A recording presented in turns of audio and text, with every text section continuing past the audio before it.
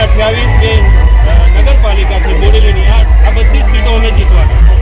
તો આજે ચૈતર વસાવાની સભાની સામે ડીજે લાવવાની શું કર્યું? તમે જીતો જ છો તો જીતો. આજે ચૈતર વસાવાની સભા છે ને 100 મીટર પર ભાજપે 2 ડીજે મૂક્યા છે અમારે અહીંયા ડિસ્ટર્બ કરવા માટે. આટલો બધો ડર શાનો છે? અમારા ઉમેદવારોને તમે કિડની કરી જાઓ એ શું બતાવે છે? તમે લોકશાહીનું હનન કરવા માગો છો, બંધારણનું હનન કરવા માગો છો. અમારે કોઈને કિડની કરવું હોય, અમારે જો લોકશાહી ખતમ કરવી હોય તો અમે પણ 10-15 ભાજપને ખોવી દઈએ તો કંઈ પણ હૌસલા ના મળે. પણ અમારે એવું નથી કરવું. અમારે તો જનતા જેનો મતાધિકાર બાબા સાહેબે આપ્યો છે અને મતદાન થવું જોઈએ. એટલે અમે કોઈ પોલીસથી કે ભાજપના નેતાથી ડરવાવાળા લોકો નથી. ભાજપ ભલે 32 જીતવાની વાત કરતી હોય, પરિણામ આવશે તો તમે જોઈ લેજો. બિલકુલ જે પ્રકારે તમે જણાવી રહ્યા છો પરિણામ આવશે તો જોઈ લેજો. પરંતુ આમ આદમી પાર્ટીના પ્રમુખો હોય કે મંત્રી હોય કે ટીવી હોય તાલુકા એ આપ પાર્ટીથી નારાજ થઈને પક્ષ કેમ છોડી રહ્યા? એ ટિકિટોના લીધે બધા નારાજ થયેલા છે. હવે ટિકિટ તો એક જ હોય છે ને. સેન્સ પ્રક્રિયા દ્વારા અમે બધાને જે મજબૂત હોય એને ટિકિટ આપી છે. એવું નથી કે કોઈ મારો કે સારો, જે સારો એ મારો એ રીતના ટિકિટો આપી છે. સેન્સ પ્રક્રિયાથી ટિકિટ આપી છે. 6500 ઉમેદવાર અમારા લડે છે. કોઈ જગ્યાએ કોઈને ટિકિટ ના મળી હોય અને એનો સ્વભાવ લોભી લાલચી હોય એ લોકો વિચારધારા બદલી ભાજપમાં ગયા હશે. હવે ભાજપમાં એવા લોકો જાય ને જેમને આદિવાસી સાથે કોઈ લેવા દેવા નથી અને જેને આદિવાસીને બચાવવા છે, આદિવાસીની વિચારધારાને બચાવી એ કોઈ દિવસે ભાજપમાં જતા નથી. હવે જે પ્રકારે અહીંયા જાહેર મંચ પર કીધું કે 28 ગામોને વિસ્થાપિત કરવાના છે, પરંતુ જે પ્રકારે મંત્રીઓ અને જે પણ નેતાઓ છે તેઓ એવું જણાવી રહ્યા છે કે કોઈ પણ વિસ્તાર જે છે 28 ગામોને એક બી ગામને વિસ્થાપિત કરવાના નથી ને આ ગામો અહીંયા જ રહેવાના છે.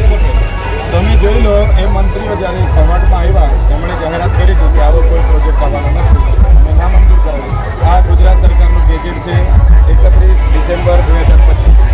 એમણે સ્પષ્ટ કેટલી જમીન સંપાદન કરવાની ગેજેટ પાડ્યું છે.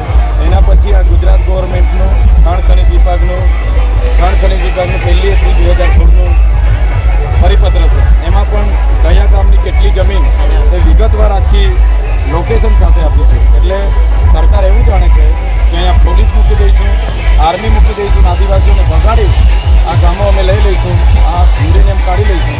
તો સરકાર એ ભૂલમાં છે. અમે અમારા ઘરમાં બાલિયા, તીરકમતા, ભાલા કોઈ શણગાર માટે નથી મૂક્યા.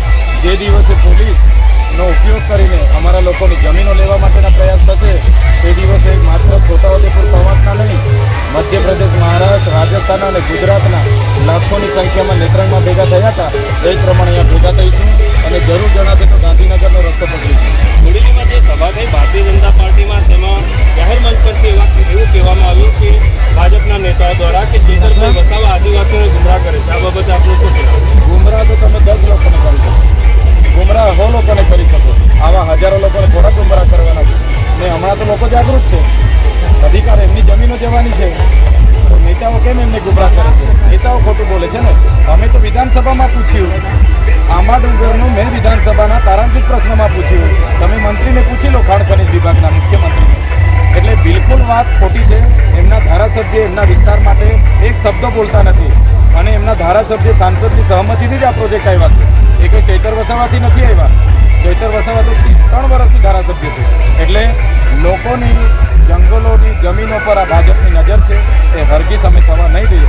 અમે છેલ્લા શ્વાસ સુધી અમારી જનતા માટે લડીશું. ગીતાબેન રાઠવાનું એક નિવેદન હતું નસવાડીમાંથી, અમારા 3 ધારાસભ્યો છે, ધુરંધર ધારાસભ્યો એ ચેતર વસાવાને કાપી છે. તો ધુરંધર છે તો વિધાનસભામાં જનતાના વાત મૂકો ને, કેમ બોલતા નથી?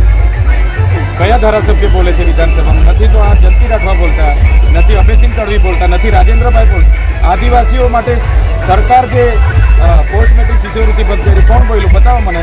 નર્મદાનું પાણીમાં લેવા માટે બોલ્યા કોઈ? આ આંબાડુંગરના 28 ગામોને બચાવવા માટે કોઈ બોલ્યું છે? કોઈ કેમ નથી બોલતા? ધુરંધર છે તો બોલોતા, તમારું પાણી બતાવો તો ખબર પડે અમને. એટલે અહીંયા ગરીબ લોકોને ડરાવવાથી, પોલીસનો ઉપયોગ કરાવવાથી એ કંઈ ધુરંધર નથી થઈ જવાતું, એ શેરખા નથી થઈ. અમારે સરકાર સામે બોલો અને આ પ્રોજેક્ટ રદ કરાવી લાવો. અમે પણ લાલ જાજમ બિછાવીશું તમારે.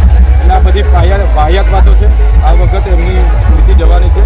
આ વખતે એની સરકાર તાલુકા હોય કે જિલ્લામાં આમ આદમી પાર્ટી બનાવે છે. અંતિમ સવાલ ચેતરભાઈ કે ચેતરભાઈ વસાવાનો હુંકાર શું? કેટલી સીટો? અમે તો છોટાઉદેપુર જિલ્લા પંચાયતની 32 સીટો પર લડીએ છીએ અને અમને પૂરો વિશ્વાસ છે કે અમે છોટાઉદેપુર જિલ્લા પંચાયત પૂર્ણ બહુમતીથી બનાવીશું. નસવાડી, કવાંટ સહિતની પાવી જેતપુર, કદવાલ જેવી તાલુકા પંચાયતો